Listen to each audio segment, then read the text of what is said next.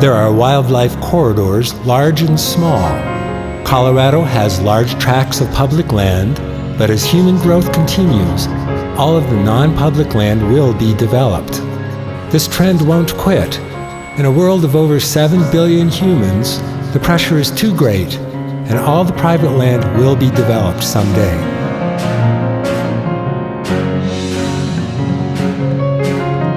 Many of us Coloradans have a high interest in living in as much harmony as possible with all the wild animals that live in the Rockies. Thousands of us, as we built homes in the mountains, were aware of the many creatures around us and designed our lives to accommodate the animals as much as possible. Human development in the fragile mountain and desert environments always has a huge impact on animals. We must find ways to accommodate our animal citizens so that they will continue to flourish.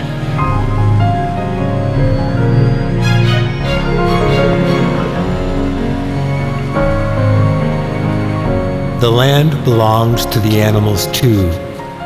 They don't use deeds, and they don't seem to have big plans for change.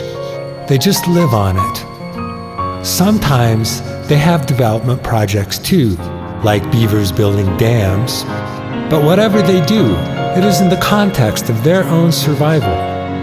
They don't, on the whole, clear woods for the view or pave roads for convenience. They need to not have to deal with unheeded human development.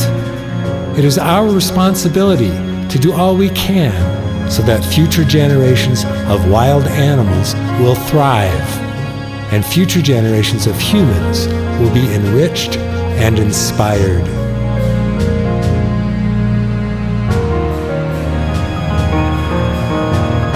In the mid-90s, we moved to some land that was at 8,200 feet above sea level.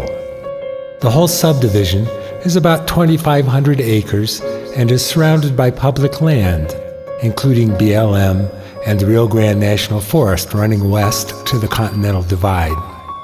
We share the land with deer, elk, antelope, bighorn sheep, moose, bear, beaver, badger, porcupine, as well as cougar, coyote, and bobcat. We've even had 2 sightings of what might be a coy wolf.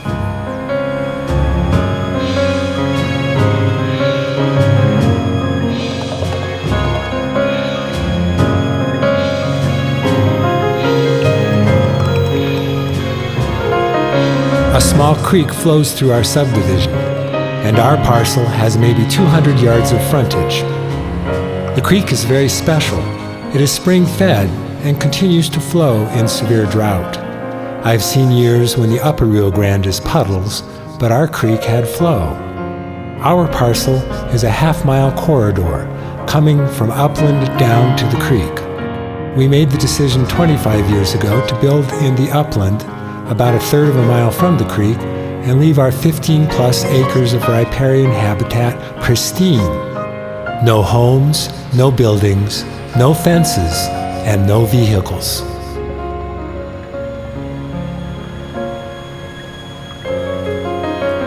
Over the decades, as the subdivision was developed, neighbors built near the creek, erecting houses, barns, fences, and using ATVs and other machines regularly.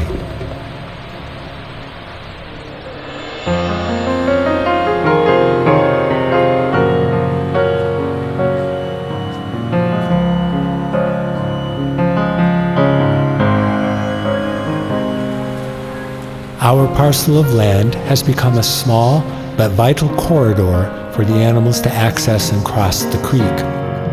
We and our neighbors regularly see the bighorns, the elk, the bears, and all the other animals coming down from the upland using our unimpeded acreage to access the water and the cliffs across the creek.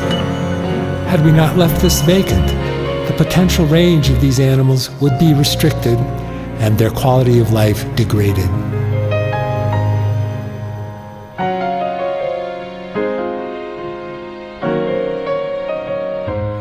Wildlife corridors are a concept the state government must continue to embrace.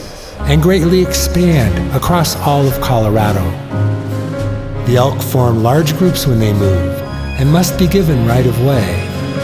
The bears need great range and flexibility to get enough food to survive. All the predators must have safe havens to den in and hidden egress to and from their dens to hunt and avoid detrimental human interaction.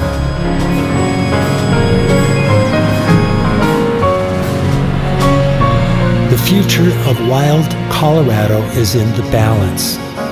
We can become a land where the wild is a memory, or we can continue to strive to live in harmony with all the creatures that are here. Let's choose to live amongst the diversity of the life in the Rocky Mountains in ways that will be alive for all future generations, both human and animal.